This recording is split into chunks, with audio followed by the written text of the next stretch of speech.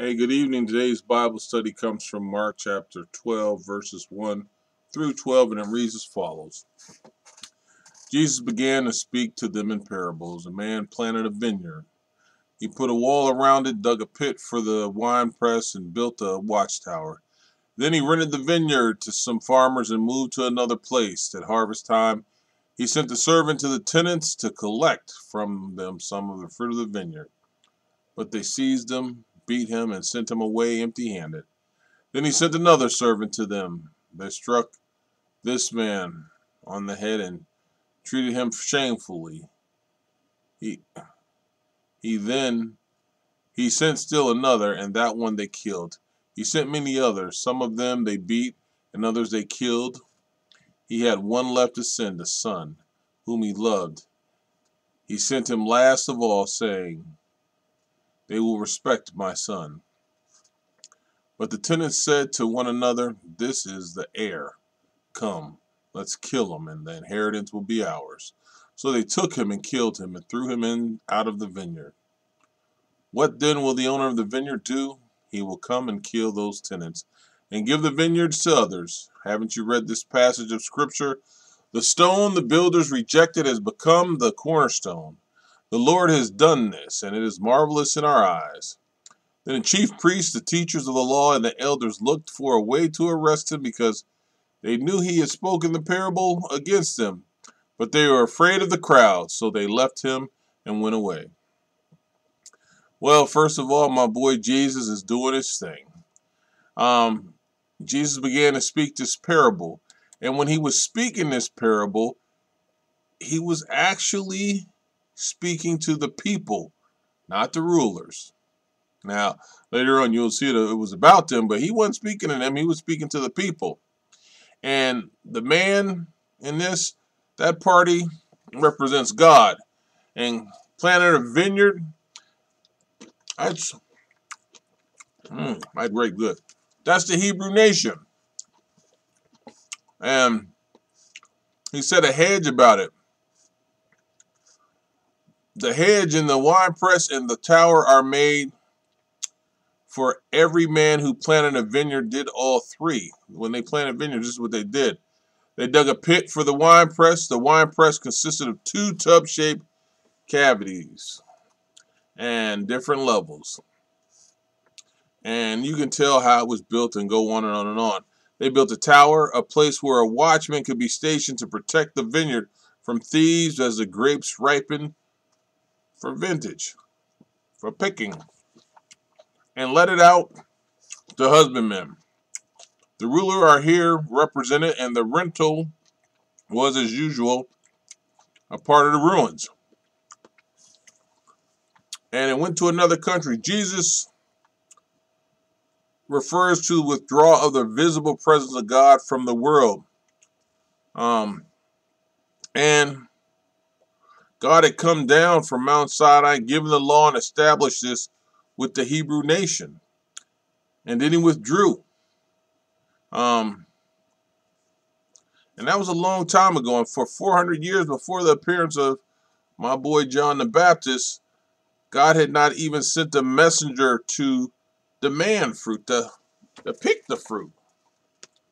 And then it says, and at the season, he sent to the husbandman a servant that he might receive from the husbandman of the fruits of the vineyard. And yes, I'm eating grapes.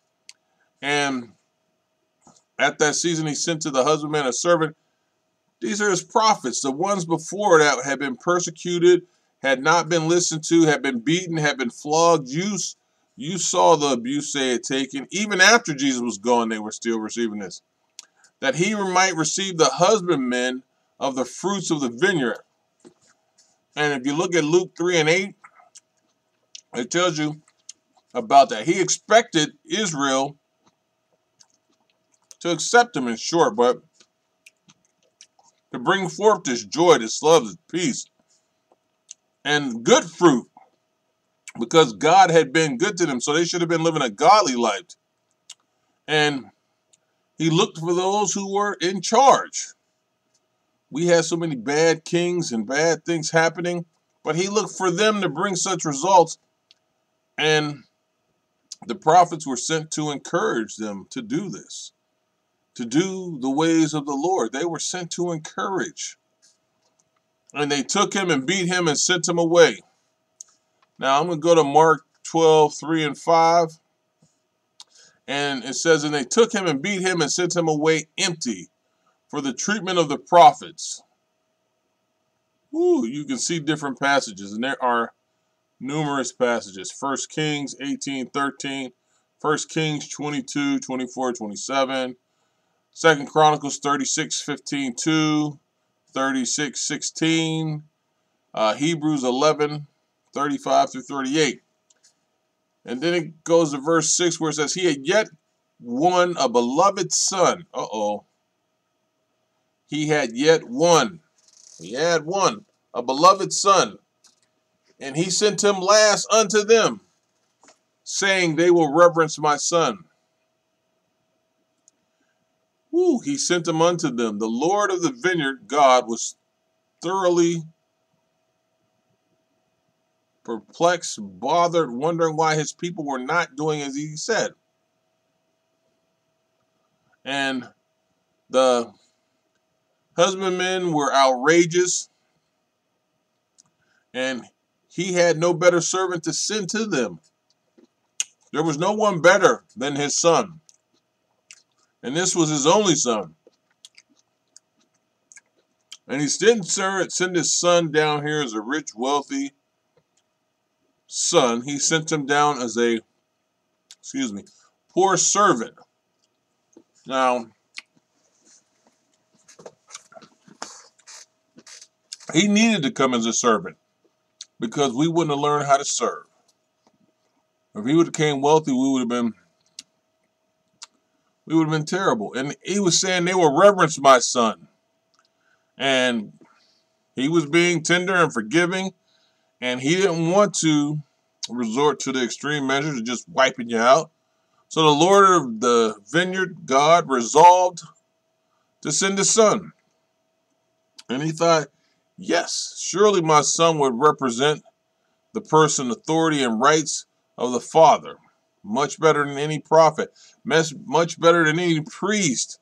Much better than any messenger. Look at Hebrews 1:1-5 and Hebrews 2:1-3. That it would be impossible for the husbandman to fail of reverence toward him. You got Christ here. You got my son. He's going to show you how to be me. But once again, the expectation of the father, the rulers or husbandman had just now harshly demanded of the son that he tell by what authority he did anything in the vineyard. They couldn't handle that the son was in charge. They couldn't handle that the father had sent the son, or they couldn't handle that Christ came here and did his father's work.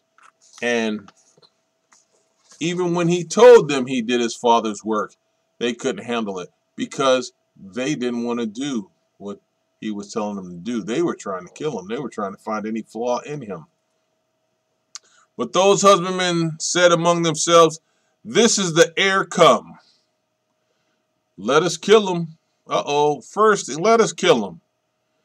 And what he got shall be ours. Let us kill him.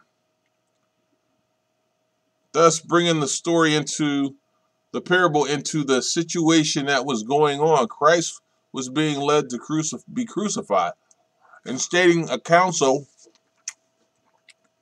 but he was stating a counsel with his enemies. Jesus hadn't ran away. Jesus was looking at him saying, I ain't no punk, I'm right here. So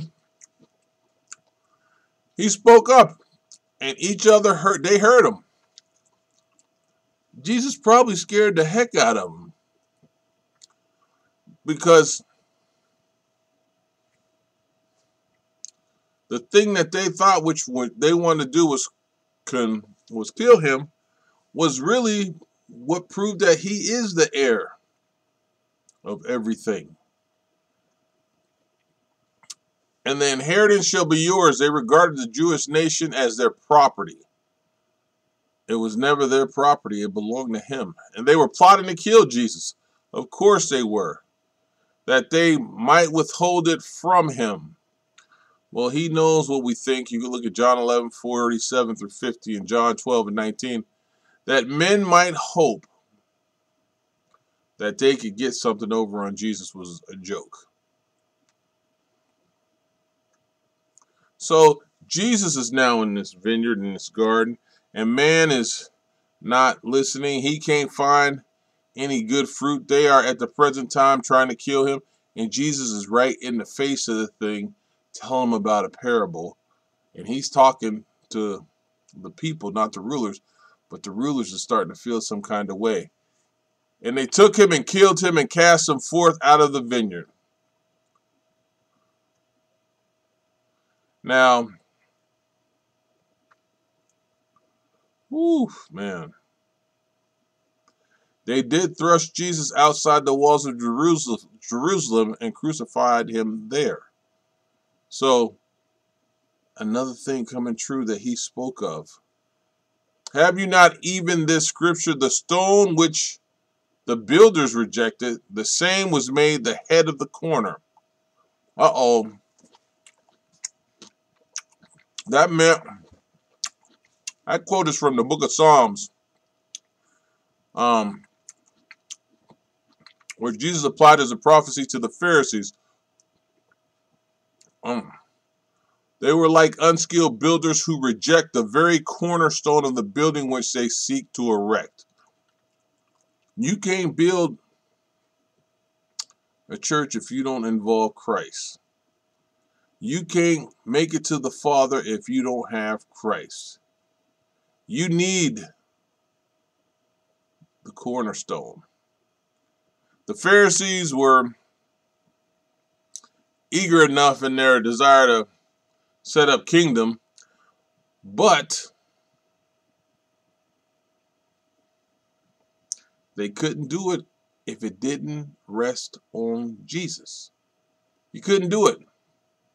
Jesus was the cornerstone in this situation. So their construction was going to be flawed the whole time.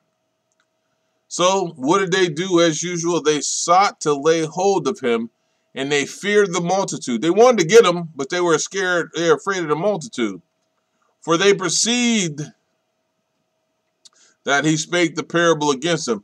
Now these clowns ain't been able to get nothing else that the Lord been talking to them about.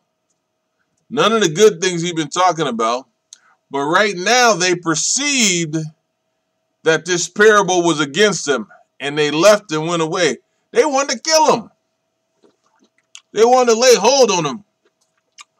They wanted to gank him. They wanted to string him up. They was trying to come at him.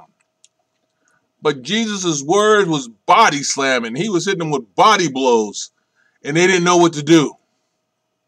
They perceived, out of all the great things that he said and the good things that he did and the good things that he said, you perceive this because you know it's about you. It's true. You have been not listening to the truth the whole time, but now you listen because he's talking straight to you, and you think because he's talking to the other people, the crowd, that he don't know what you're thinking. They wanted to kill him. And Jesus' parable spoke so badly about him. And it didn't change them. They still continued to be that evil group that they were. They still were plotting to kill the Messiah. They still did not like Jesus Christ. But they left him and went away because they couldn't arrest him and not answer him. They withdrew as a committee, as a group. But they gonna come back again in the person of their spies. So they were some wicked, evil people, and Jesus was just talking about them and telling them he already knew all the prophets, all the things that we've done, all the things they spoke of. Even when I came, you didn't take notice of it. You didn't recognize it. You didn't understand the tenant that was taking care of the vineyard. You didn't understand the upkeep. And now you claim to build a church and you don't involve me, it will fail every time. If you speak the word and it doesn't involve me, it will fail every time. Amen.